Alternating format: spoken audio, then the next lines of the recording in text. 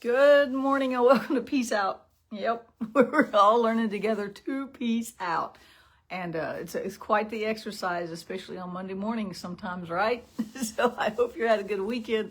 Hope you had some time with friends and family or time of solitude if that's what you needed, right? I just hope that God met you wherever you were. And I hope you looked for him wherever you were because he was there already, whether you realized it or not, right? That's the cool thing about God.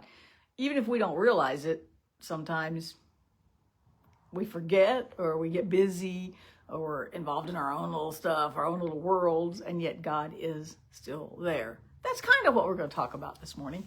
So I was actually looking at something else this morning. I was studying. I've got a new little topic I'm wanting to explore a little bit. Not anything real deep, but just something. I was listening to Lisa Harper's front porch theology, whichever one's called, her podcast, and they said something. And I went, oh, I've got to go look at that. So I spent some time this morning starting that, and in my studies, I realized something. I was actually looking at the Song of Miriam, Song of Moses here after they crossed the Red Sea and God wiped out Pharaoh's army, all in one big miracle, right? And so I was thinking about that, and I was like, they sang this song, they were all excited, and they come to the bitter water, and they're like, oh great, you brought us out here to die. And first they panicked. They saw the Red Sea, Pharaoh's army. I would have panicked. Hey, I got no judgment. I'd have panicked too. If I'm looking at the Red Sea, God just brought me out of Egypt. I'm looking at the Red Sea and Pharaoh's army's coming in. The dust is building behind them because they're riding hard, right? And I'm gonna panic too. And I might be mad at Moses too. And then I'm gonna have to wait for God also, right? And so, but he brings them through the Red Sea. They come through, they're so excited. God brought us out of Egypt. I mean, that's big right there when he brings you out of bondage, right? And you realize their whole lives, they spent as slaves. They had a slave mentality. They have, I can't think, I just got to survive. What do I need in this moment? I can't plan. They didn't have plans.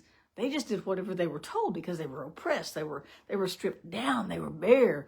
Emotionally, they were strung out emotionally, right? And they couldn't think. They couldn't plan. They didn't have a lot of hope. They were in very dire circumstances when they were slaves, and they've spent their whole lives because they've been in slavery for 400 years, and none of them were that old. So they were born in slavery. Their parents were born in slavery. Their grandparents were born in slavery. And now all of a sudden, they come out of slavery and they run right into the Red Sea. Pharaoh's army coming. They do not know what to do. I'll give them that. I would be scared too. I ain't got no judgment at all, right? And so they come to the Red Sea, then they come across the Red Sea. Man, look what God did. Well, how amazing is this? Forget everything else. This is big, right? And so they're celebrating and they're singing and they're dancing. And Miriam, the prophetess, grabs a tambourine and she begins to sing and dance and praise God. And the other girls, it says that she led all the women in the rhythm and the dance. And she's, they were singing to God. I will sing to the Lord. He has triumphed gloriously. The horse and the rider thrown into the sea. Yeah, we used to sing that in the 70s. Anyway, and then the next thing that happens is another bad thing. And they come to the bitter water of Mara, which Mara means bitter, right? And so now they need water. Now they're mad again because they just forgot the victory they just had. But everything, when you are oppressed, everything is big. When your emotions have been wrung dry, things feel much harder. You take things harder. If things are going good and something goes bad, you have a flat tire, it's very frustrating and all that. But if you have a flat tire and then you have another flat tire and then this happens and that happens, it piles up. And so here they've come out and they're like, now what? Now what are we going to do? And it actually says, of course, they put the tree into it. At Mara, the Lord laid before them the following conditions to test their faithfulness to him. They don't know God. They don't know him outside of slavery. Let me put it that way. And slavery is blinding. It's emotionally numbing. They don't know how to feel real life. They don't know how to deal with this kind of fear. It's a different fear than what they had in slavery. They had fear in slavery. It's a different fear. And when you got different fears, I figured out how to survive this, but that, I don't know, because everything changed, right? And so, but it says that God, it was there that God gave them conditions so that he could test their faithfulness. He basically was saying, you can trust me. This is your test. Learn to trust me. And so in these 3 chapters, and then right after this, right after that, they have they're hungry, and God rains manna down on them and gives them just enough, and then the quail come too. So in all this, it says in verse 11 of Exodus 16, it says this: and the Lord said to Moses, I have heard the people's complaints. Now tell them, in the evening you will have meat to eat, and in the morning you will be filled with bread. Then you will know that I'm your God. He just wanted them to know him. In all these things, he knew all of this was coming. He didn't wake up without a plan, so to speak, and go, where? I forgot the Red Sea was. Oh, what was I thinking? Oh, what are they going to eat? I delivered these people out of bondage, but I forgot to plan how to feed them. No, God knew all this. He said, I want them to know they can trust me. It was all about communion. It was all about relationship. And then we know that he goes on and he says, you're going to have, it says in verse 18, each family had just what it needed. He told them exactly, pick up 2 liters. The New Living changed it to quarts, but I know that's actually liters. 2 liters per person per day of the manna. Pick up exactly what you need of the quail in the evening. Don't go over that amount. It would go bad overnight. But when they had picked up just what they were supposed to, just what they needed, he began to realize God is meeting our needs. They had to learn to trust him as God. They knew him as God. They knew he was out there, but their minds were so blinded by slavery. Their minds were so blinded by oppression. They didn't know God in this way. They had no clue. But I'm looking at these like 2 chapters.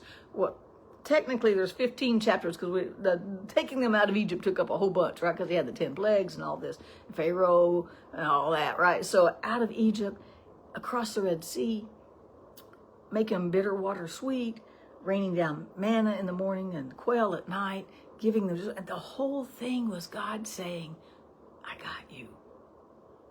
I got you. You can trust me. He was crying out from his heart, please trust me, right? And so he was just saying, and even then it says that he said, don't keep anything overnight. I will give you manna every morning and quail every night, but you don't save anything till tomorrow. You don't have to stock it up out of that fear, because slavery causes that fear. Being impoverished and in poverty causes that fear, and you want to stock it up because it might run out, right? He said, don't stock it up. It'll be there in the morning, I promise. And when they did stock it up in the morning, it was nasty. They couldn't even eat it. And it's like, oh yeah, we'll go get some fresh, right? But the cool thing was then on the Sabbath, on the last day of the week, the day before the Sabbath, they picked up twice as much, and it stayed good. He said, don't rest. Now, the funny thing was, they still didn't quite get it. So a lot of them didn't pick up double. They didn't know how to follow cool directions, right? And so then they would pick up more because of that, or not pick up for the Sabbath, not prepare for the Sabbath like God told them to, which is interesting because the Sabbath hasn't been instituted yet, technically, right? The law has not come yet. They don't know to keep the Sabbath day, and God's already, just this one chapter and 16, or last part of 15 and 16, these 2 chapters, everything's there. God's provision, God's care, God's deliverance, God telling them, giving them instruction. It's all about testing them to see if they were going to be faithful to him. He wanted them to know they could trust him. They got a long journey to go, and they're going to make it longer because they're going to be stubborn along the way. But I got to give them some credit, I'll give them a little grace, right? Grace is appropriate in the Old Testament too. I'll give them some grace. It was hard. I can't even imagine what they have been through and are going through. And they're getting ready for a long journey. And he's like, we're doing this fast. We're doing this all in chapter 16 because we got to get this taken care of, because we got a journey to make. But in order to make that journey, for you to follow me, I want you to trust me and know first off that I'm going to take care of you. That's what this whole chapter said to me. These 2 chapters said to me. God was there taking care of them. I love that about God. And you know what? God hasn't changed one iota. Not one jot or tittle has been removed from this word, from the word, and from God's ability to take care of us, his desire to take care of us, his need to walk with us in time. He's showing them who he is, and he's saying, you can trust me. And I dare say, God is still from his heart saying that to us today. So my question to myself is, are you going to trust him? Are you going to just relax and peace out and trust God? That's all they had to do is peace out and go, oh, look, God's got us. Let's just follow him. I mean, even at the same time, if you go look, it talks about the cloud and the fire. He literally provided everything they needed.